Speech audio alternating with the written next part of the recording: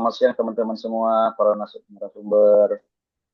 Selamat siang, Mas Halo, Selamat selamat siang, Kevin. Mas siang, Mas Kelvin. Kevin. Gimana kabarnya teman-teman hari ini sehat semua kan? Sehat-sehat, Alhamdulillah sehat, Alhamdulillah. Mas Kelvin. Mas Chandra gimana, Mas? Sehat-sehat nggak Alhamdulillah di sana? ini walaupun cuacanya agak panas di sini, tapi masih tetap semangat kok. Gimana yang lain, Meisya, Meisya? Ya, puji Tuhan di sini juga cuacanya sangat mendukung untuk pembicaraan kita hari ini. Gimana Mbak Siva di Mesuji? Di sini cuacanya cukup panas ya guys. Jadi ya cocok untuk kita ngobrol-ngobrol. Berarti sama ya, hampir di tempat rekan-rekan kerja, kayaknya cuacanya panas semua ya pada hari ini. Mungkin bisa juga Ya, kita ya, contoh Mas dengan Kelvin. suasana kita pada hari ini, mungkin teman-teman semuanya happy, ceria, apalagi menjelang sebelum menghadapi hari Senin besok ya, untuk persiapan kita melakukan tugas kita bekerja di tempat kita masing-masing lagi. Mungkin sebelum kita memulai podcast, ada yang ingin sampaikan teman-teman atau sepatah dua patah kata bisa dari perwakilan teman-teman yang lain. Ini dari Oh, saya, siap. saya dulu ya Bang. Izin untuk Silakan Ya, Mas. apa siap, namanya, Mas Chandra. kita kan punya tugas tuh banyak, jangan lupa dikerjain gitu. Terus kita juga harus belajar biar besok lebih siap dalam menghadapi apa namanya pertanyaan-pertanyaan dari para pengajar. Oke. Oke, terima kasih Mas. Mungkin Siap, teman-teman Mas yang lain, Chandra. Mas Sokorda mungkin ada sepatah dua kata lah untuk teman-teman kita yang lain yang saat ini sedang menjalani pelatihan dasar. Izin, Mas Kevin. Mungkin di tugas ini kan kita lagi podcast nih, Mas Kevin. Kira-kira kita mau bahas eh, materi apa nih atau topik apa nih yang kira-kira menarik buat diobrolin siang-siang begini. Hari ini kita rencananya itu sesuai dengan tugas kita Mas ya. Itu temanya Smart ASN sebagai kunci pelayanan publik di era digital. Nah, mungkin buat teman-teman pendengar yang penasaran dengan apa sih isinya tentang yang akan kita bahas kali ini, nanti kita akan gali lebih dalam lagi bersama narasumber-narasumber yang lain. Mungkin sebelum kita mulai, adakah lagi teman-teman yang ingin menyampaikan? Oke, Mas Kevin, mungkin dari kami cukup. Mungkin teman-teman juga udah sempat pada baca-baca modul yang di-share di Sibangkom juga ya, Mbak Mesia dan Mbak Siva. Oke, kalau begitu mungkin kita bisa mulai ya podcast yang akan kita lakukan pada hari ini. Ya, kita mulai aja Mas Kelvin. Assalamualaikum warahmatullahi wabarakatuh. Selamat datang di podcast grup isu kontemporer. Salam sehat dan salam berakhlak untuk kita semua. Perkenalkan, nama saya M. Kelvin Yunus Cesar, berasal dari Balai Teknik Perkeretaapian kelas 2 Palembang, yang akan bertindak sebagai moderator yang akan memandu diskusi pada hari ini. Untuk tema yang akan kita bahas pada kali ini adalah Smart ASN sebagai kunci pelayanan publik di era digital. Saat ini, masyarakat mengharapkan pelayanan pemerintah yang cepat, mudah, transparan, dan akuntabel.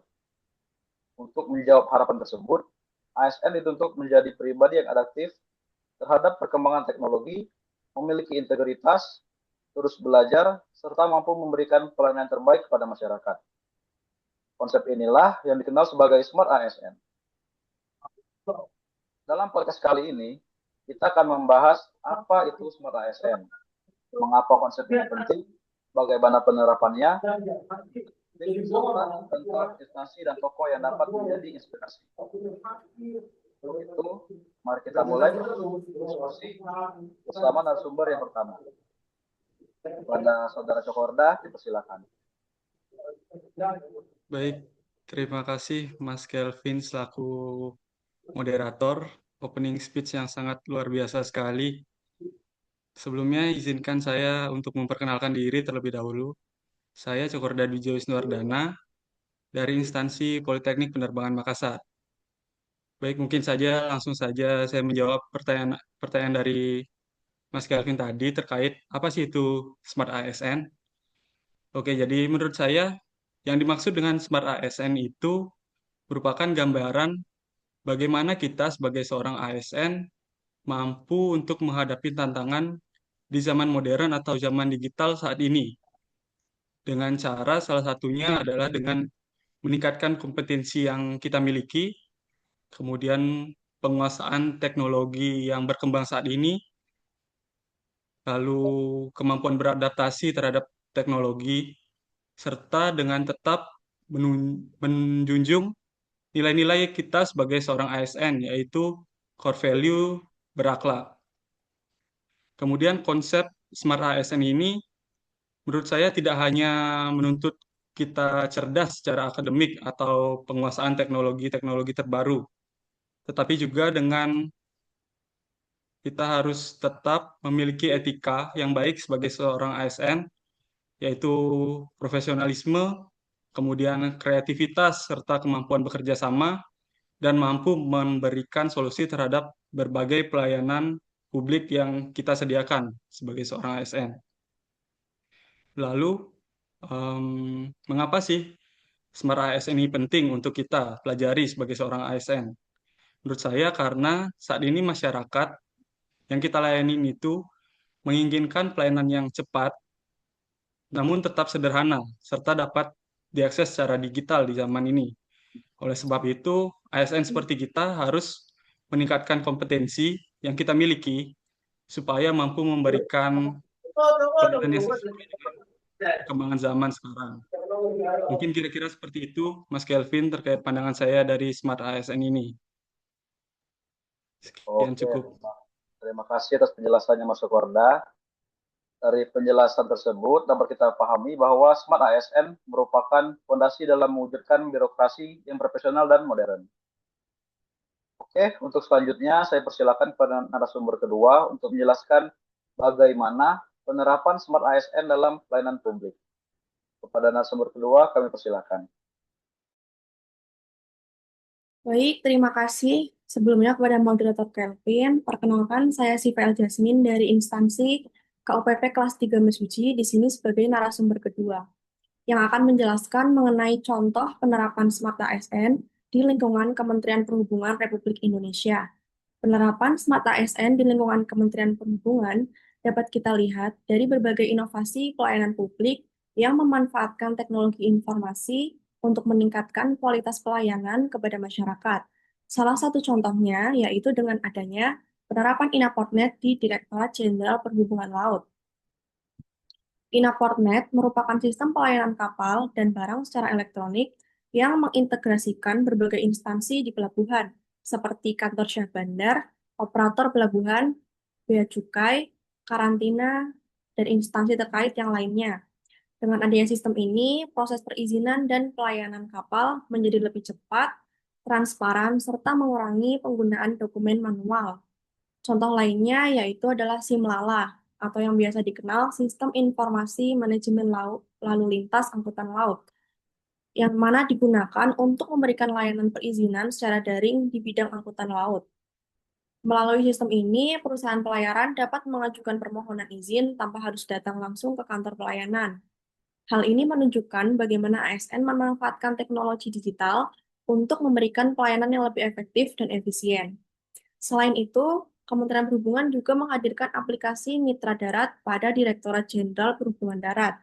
Aplikasi ini memudahkan masyarakat dalam memperoleh informasi mengenai pengujian kendaraan bermotor, perizinan angkutan, serta berbagai layanan transportasi darat secara digital. Kehadiran aplikasi ini membuat pelayanan menjadi lebih mudah diakses kapan saja dan di mana saja. Kemudian yang terakhir, di sektor transportasi udara. Direktorat Jenderal Perhubungan Udara terus mengembangkan berbagai layanan berbasis digital untuk mendukung pengawasan keselamatan penerbangan, pengelolaan perizinan, serta penyampaian informasi kepada masyarakat secara lebih cepat dan akurat. Seluruh inovasi tersebut mencerminkan karakter Smart ASN, yaitu ASN yang mampu beradaptasi dengan perkembangan teknologi, memiliki kompetensi digital, bekerja secara kolaboratif, berorientasi pada pelayanan, dan terus berinovasi untuk meningkatkan kualitas pelayanan publik. Dengan demikian, Smart ASN di lingkungan Kementerian Perhubungan tidak hanya diwujudkan melalui penggunaan teknologi, tetapi juga melalui perubahan pola kerja yang lebih profesional, transparan, responsif, dan berfokus pada kepuasan masyarakat sebagai pengguna jasa transportasi.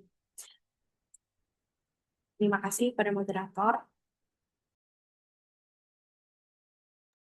Oke, terima kasih untuk jawaban dan penjelasannya kepada Mbak Siva. Dari penjelasan Mbak Siva tersebut, kita bisa melihat ya bahwa digitalisasi itu merupakan salah satu bentuk implementasi Smart ASN dan itu sangat penting untuk kinerja kita saat ini. Oke, selanjutnya saya akan mengajak narasumber ketiga untuk membahas tokoh yang dapat menjadi teladan bagi ASN. Kepada saudara, dipersilakan.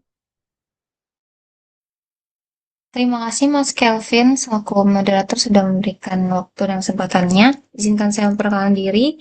Saya Misha Pritamanggur, asal instansi dari KUPP kelas 3 Kota Agung sebagai narasumber ketiga pada podcast hari ini. Jika berbicara mengenai Smart ASN, kita tidak hanya membahas kemampuan menggunakan teknologi atau menguasai sistem digital saja. Oleh karena itu, saya ingin mengangkat salah satu tokoh inspiratif yang dapat menjadi teladan bagi setiap ASN, yaitu Ibu Tri Risma Harini, yang dikenal sebagai pemimpin yang inovatif dan dekat dengan masyarakat. Saat menjabat sebagai wali kota Surabaya, beliau banyak melakukan pembenahan pelayanan publik melalui pemanfaatan teknologi informasi. Berbagai layanan pemerintahan mulai diarahkan menjadi lebih cepat, sederhana, dan mudah yang dapat diakses oleh masyarakat setempat. Selain itu, beliau juga aktif turun langsung ke lapangan untuk memastikan bahwa pelayanan benar-benar dirasakan manfaatnya oleh masyarakat. Dari kepemimpinan beliau, kita dapat belajar bahwa seorang ASN tidak cukup hanya menunggu masyarakat datang dengan keluhan, tetapi juga kita harus proaktif mencari solusi dan terbuka terhadap perubahan. Dan juga kita harus berinovasi agar pelayanan itu semakin baik. Hal ini sejalan dengan karakter dari Smart ASN itu sendiri yang adaptif terhadap perkembangan teknologi, mampu bekerja secara kolaboratif, serta memiliki orientasi yang kuat terhadap kepuasan masyarakat. Apabila kita melihat praktik pelayanan publik saat ini, banyak juga instansi pemerintah yang telah memanfaatkan aplikasi digital untuk mempercepat proses pelayanan. Namun, keberhasilan inovasi tersebut tetap bergantung pada kualitas sumber daya manusianya. Teknologi hanyalah alat, sedangkan ASN adalah penggerak utama yang menentukan apakah pelayanan dapat berjalan secara efektif atau tidak.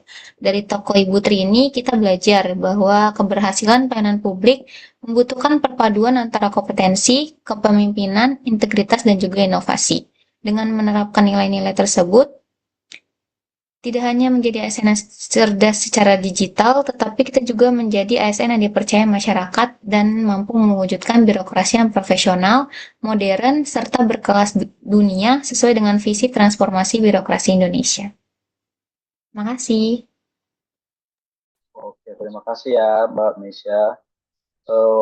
Sosok dari Ibu Tri Risma ini sungguh luar biasa juga ya untuk menjadi sosok panutan ya.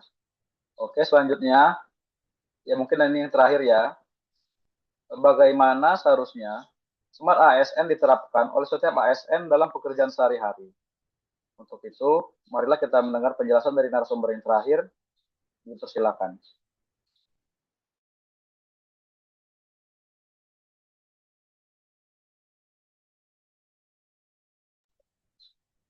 Baik, terima kasih moderator. Izinkan memperkenalkan diri. Nama saya Chandra, asal instansi dari PPTD kelas 2 Sumatera Utara, tepatnya di Terminal Tipe Tanjung Pinggir. Untuk implementasi dari Smart ASN itu dalam pekerjaan sehari-hari ya, itu sebetulnya dapat dimulai dari hal sederhana dalam pekerjaan sehari-hari kita. Misalnya kita dapat memanfaatkan teknologi untuk mempercepat pelayanan, terus meningkatkan kompetensi melalui pelatihan-pelatihan yang mungkin bisa kita ikuti, memberikan pelayanan yang ramah, profesional, kemudian bekerja secara kolaboratif dengan rekan kerja di instansi kita, terus menjaga integritas yang penting dalam setiap pelaksanaan tugas. Itu yang paling penting. Kemudian selain itu kita sebagai ASN juga harus memiliki kemampuan untuk beradaptasi terhadap perubahan kebijakan maupun perkembangan teknologi agar pelayanannya tetap maksimal dan terus meningkat.